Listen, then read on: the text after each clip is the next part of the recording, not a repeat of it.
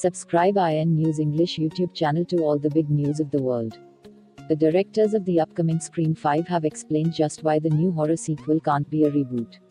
Fans of the famed Wes Craven horror franchise have been eager to know anything and everything they can about the film ever since it was first announced back in March of this year. With a release date already set for 2022 and a newly announced official title, the fifth Scream film is the first of the franchise to not feature Craven as director.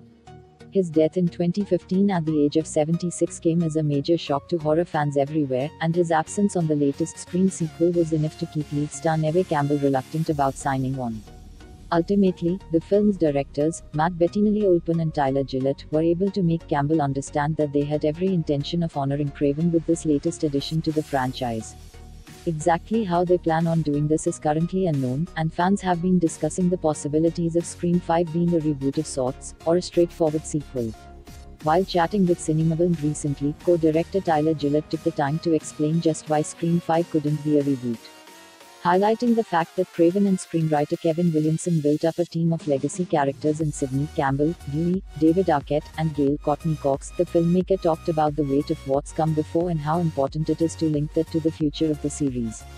I think for us we had this fear, and Matt alluded to this earlier, going into reading the script. There's just so much weight in what those 4 movies are. This, by the way, speaks to the legacy characters. The fact that there are so many characters that so many people want to know more about, want to have more story told with these characters. There's just a level of love and respect for the world that Wes Craven and Kevin Williamson created. So for us it felt like the only way to do this right was to create connectivity. And a lot of it is also just what the Scream movies are, right? They're about lineage. They're about the evolution of pop culture and the evolution of the genre. And you can't have something new without also giving a nod to what came before it.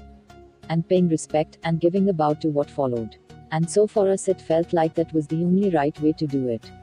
To have a connection to the past, and to find a way to create new and interesting characters that would bring a new audience and an old audience together.